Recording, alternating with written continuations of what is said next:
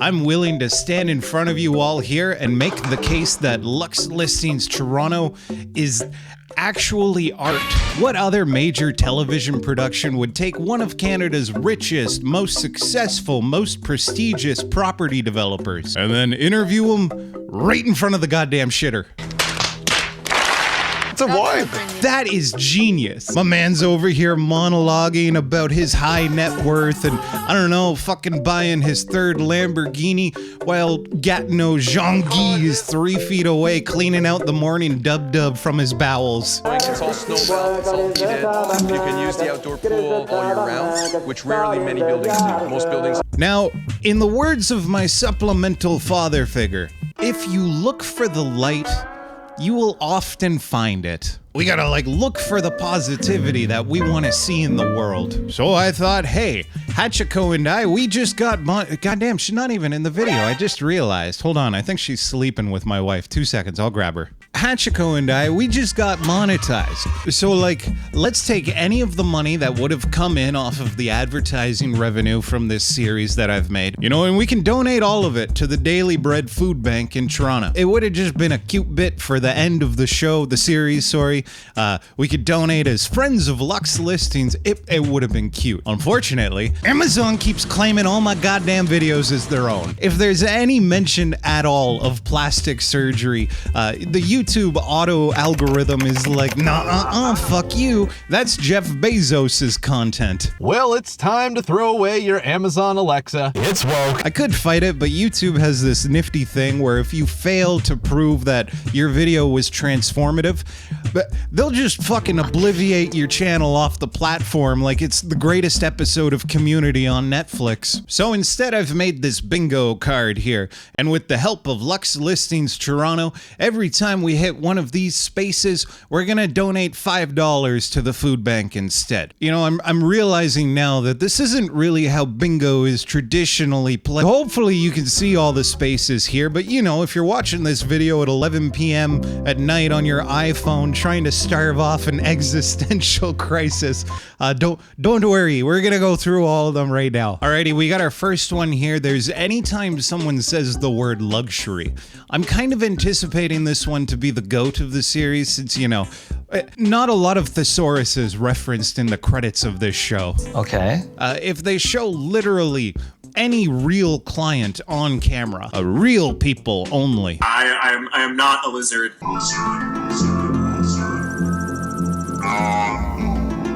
I feel like there's a plastic surgery joke in there somewhere. Okay, we got if a property sells or someone buys one, any mention of Botox, literally any at all. That's not me being a catty bitch.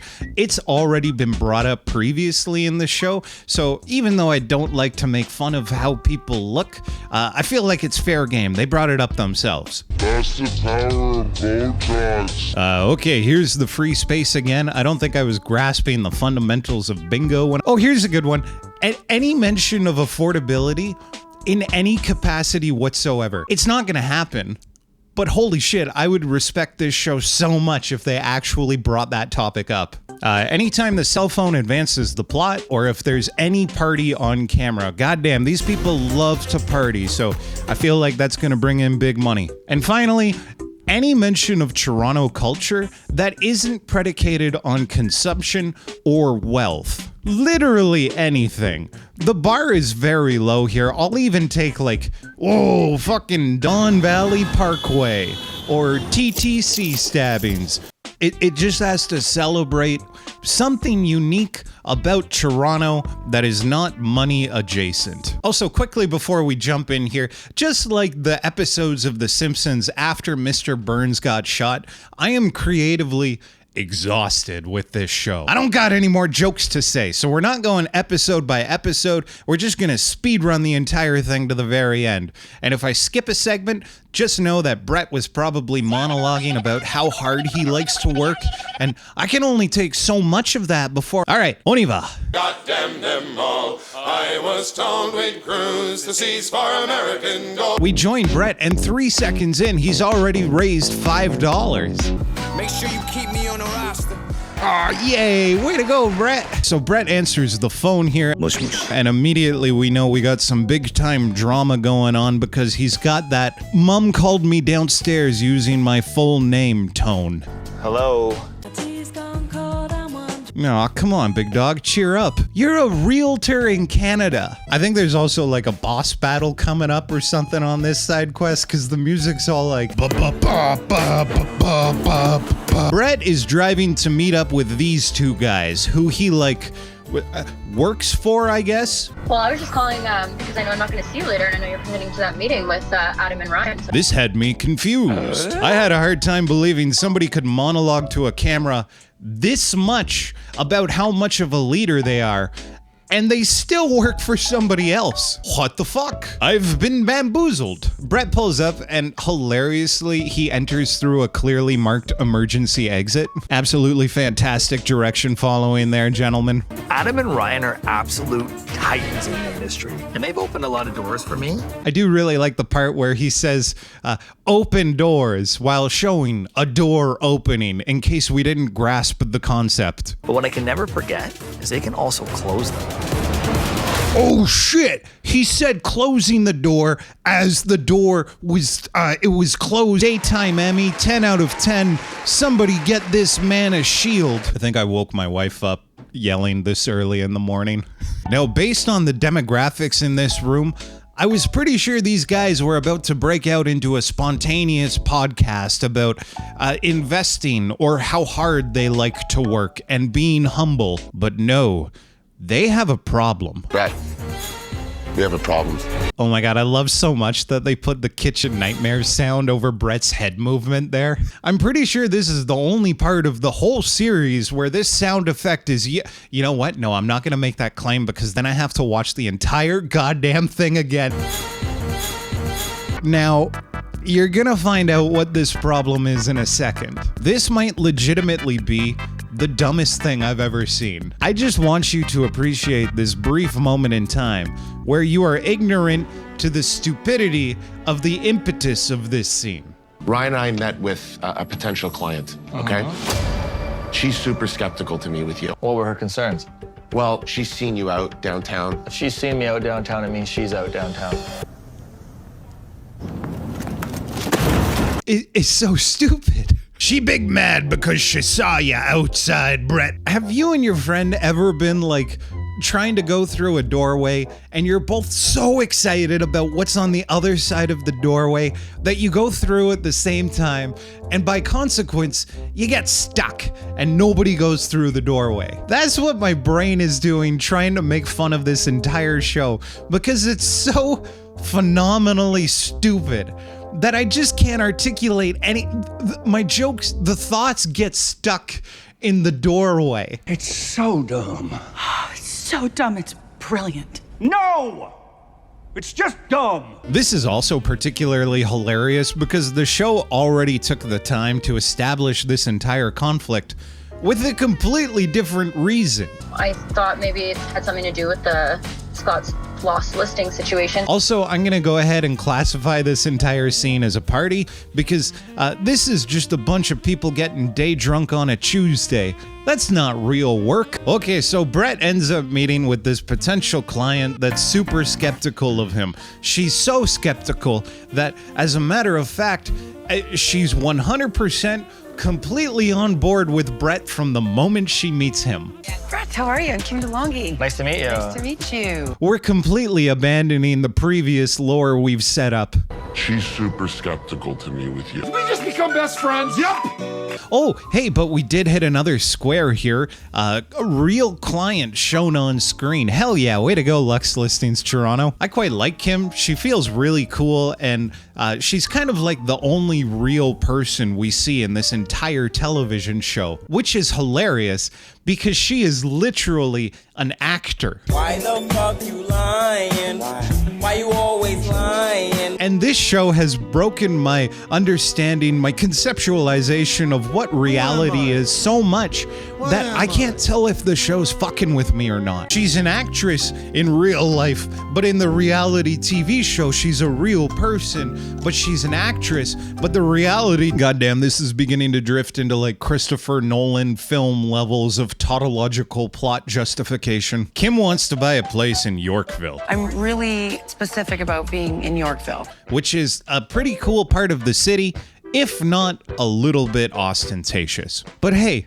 you can't hate on Luxe Listings Toronto for being ostentatious. That's like hating Alberta for liking freedom just a little too much. You know, it's the entire point of the thing. I want to be able to have stumbling distance, to my favorite spots here, like Sophia's one of them. Oh, hell yeah, I didn't think we'd hit that square. All right, Kim, way to go. And I'm constantly driving. And so I love this whole walk around portion of downtown, and I want to be able to start exploring that. I think that like talking about a pedestrian lifestyle certainly counts as culture, especially in North America where we're just goddamn addicted to cars. Hilariously, this whole concept of living without a car completely flies over Brett's head. What about buildings that go above and beyond with the amenities, like cigar lounges or concierge or valet? Valet?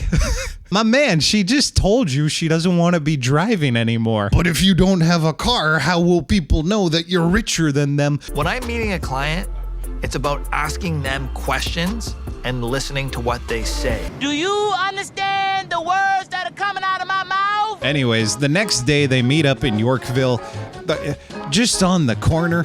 What are we meeting on the corner for? When you say it like that, it makes you sound crazy. Well,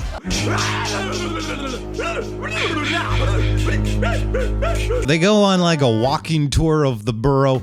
It's really boring. However, we do get this incredibly fantastic shot out of the scene. Look at that. Oh my God. Brett's hitting me with the 40-year-old virgin poster. God damn. They end up looking at a condo. It's cool. Go watch the show if you actually care. And then to bring this entire scene home, they decide, hey, you know what? Let's put an offer in. Of course, this is all much cringier than I'm describing it right now. If there's a luxury postal code for this city, it's Yorkville. You don't want to be like this. But hey, Kim was cool. And look, we got some more spaces for the food bank. Yay! Woo! We're back. We join Peter. Hey, Peter. As he's making his way out to the country to find a place for his imaginary friends, Malcolm and Joe, who definitely exist really and aren't just manufactured exposition devices. hi, babe. Hi, baby. I'm on my way actually to Joel's house. I hope Malcolm and Joel love this place. Maybe not the most practical road to drive your goddamn Maserati down, but hey, I guess you gotta keep up appearances when you're fucking selling luxury. Any luxury real estate, luxury homes. Holy jeez, look at those potholes. That's the Ontario I know and love. Goddamn, I don't think you're actually from rural Ontario unless you have CTE from beaming your head against the ceiling of a school bus as the driver nailed these bad boys doing 100 kilometers an hour. You know, I think they did that shit on purpose. See, what happened is in the 80s, they just beat the kids so much that they weren't allowed to do it anymore. So in the 90s, school bus drivers had to get a little more creative with punishment methods. Cruising on down Main Street, you're relaxed and feeling good. Also, just a quick tip to the Luxe Listings production crew here. Maybe don't dox people on international streaming services. Now, I've added this blur here, but you can clearly tell watching the show the destination that Peter is going to. I hope I don't get doxxed because I love my life. So Peter pulls up to the house, meets with the client, and does not take his goddamn shoes off. Holy shit. If somebody came into my abode after walking the manure-strewn fields of rural Ontario and did not take their shoes off, I would actually think they're deliberately fucking with me. Okay, so they view the house and it's fine, I guess. Go watch the show. We have 8 bedrooms. We have 12 bathrooms. Why? Except we learn that this house isn't actually for sale, so this entire thing has just been a giant waste of time. As I said to you before, we have so many emotions on this farm. Cool. I'm still counting this lady as a client, though. I don't give a fuck. I will say, where this episode gets just amazing, though, is near the end of this tour. This lady, can't remember her name. She's like, oh, hey, Peter, I got some bees on the property. You want to go see them? And we get this absolutely fantastic scene where Peter is out of his element in a bee suit, just learning. Is glasses okay? I'm having a malfunction over here. What the hell is happening? Oh my God, look at him. He's like a toddler. I love the idea of like these two goobers sitting there on camera with their, I don't know, $100 million net worth, full bee suit protection coverage. Meanwhile, there's like a film crew of 8 unpaid interns fresh out of film school on their 14th hour of an ununionized production, just kind of like, fuck, ow. You just know that the film crew doesn't have the bee suits on. Like, this is an Amazon show we're talking about. Pretty sure people have fucking died filming Mr. Beast's show. Satire alert. No one has died filming Mr. Beast's show. Amazon, if you're watching this should be the whole show. You know, maybe Peter meets with the client and they're kind of trepidatious about listing with him. So to convince them, he has to do whatever weird hobby or occupation that the potential client has. You know, like in one episode, Peter has to be a magician's assistant and cut himself in half. Or maybe he can like yeet himself out of an airplane. Oh, I don't know, Peter. At first, as a skydiving instructor, I was really worried about listing with you, but goddamn, you sure know how to surrender to gravity. Now, when I was running out of jokes to make and perusing YouTube for content that I could steal, like a real YouTuber, I found Peter and Paige's YouTube channel. It's cool. There's houses on there. Go figure. Who'da thunk? But I also found a couple of guided meditation videos. See yourself surrounded by this money, holding it, and feeling the texture of the notes and coins. And like, I thought that was really funny, but I couldn't really work it into a joke. You know, it's just like so far removed from the context of what this show is that I felt like it was irreverent to the actual make. Luckily, the universe provided. Things are always working out for us. Things are always working out for us.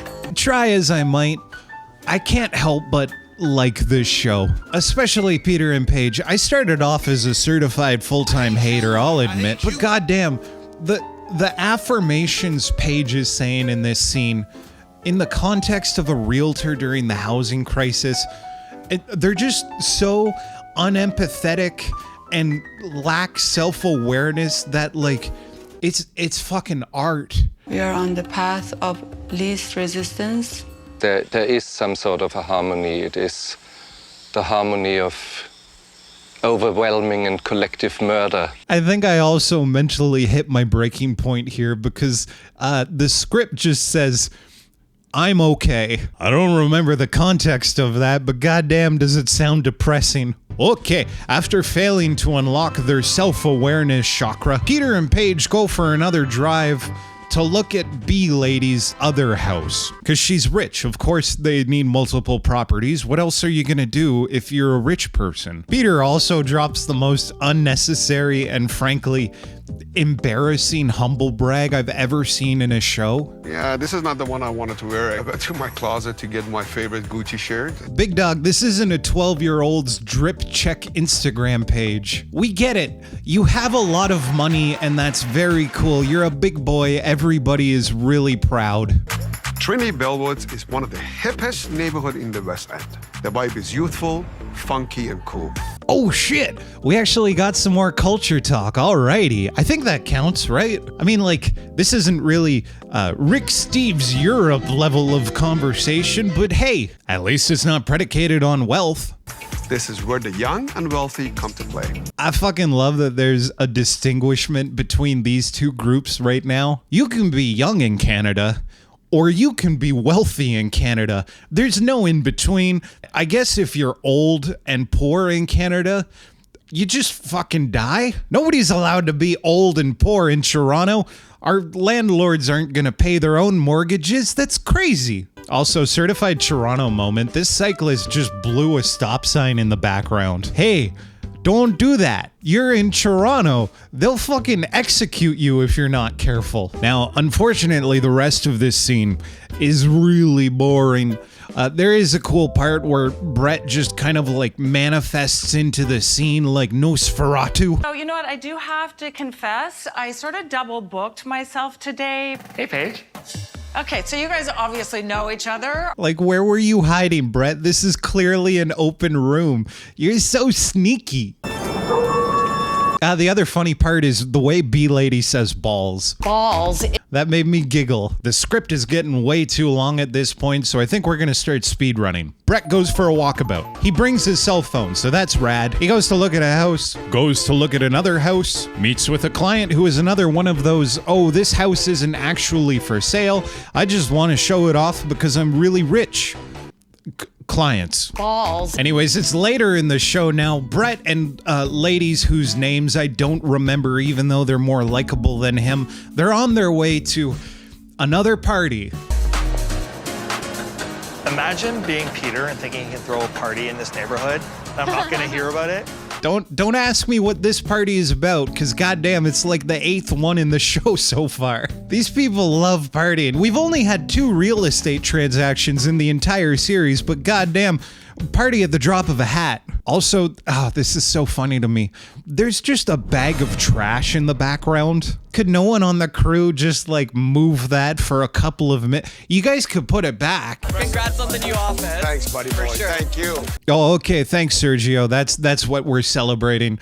Peter and Paige have opened a new office downtown. Now, this entire party, this whole scene, it just exists as a vehicle to introduce our next quest giver into the show, Sam. I want to hear more about Sam. Now, Sam is a big-time property developer in Toronto. He's like the final boss of them all. How are you? Oh my God! Nice to see you. Good to see you, my friend. And given how important he is to the context of this show, he probably should have been introduced before the penultimate episode. Yeah, that joke was just me looking for a reason to use the word penultimate and look smart. You fucking nerd. Lore dump. Sam is building Canada's tallest residential skyscraper. Is he building the tallest building in Canada? A little bit. He also got fired from this entire project before this show even aired. Balls. I mean, allegedly, please don't sue me. I'm just going off news articles that have reported on this. So just keep in mind, none of this matters. He's got a penthouse that he hasn't listed with anybody. That's what I want to shoot for. Like, my head is already turning like this. The universe just brought it for us, yes. Yeah, baby. Let's go. Look at the way Peter's drinking from the straw. It's so cute. He's so excited about this development that he mistakes his mojito for a Capri Sun.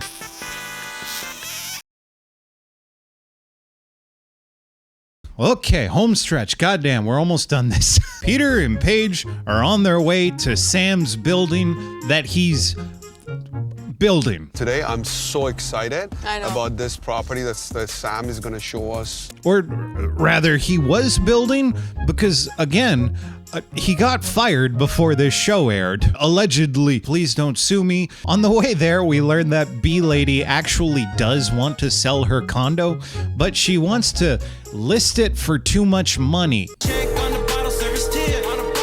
The number that she wants in this market, I don't think it's achievable. Sure. Yeah, okay.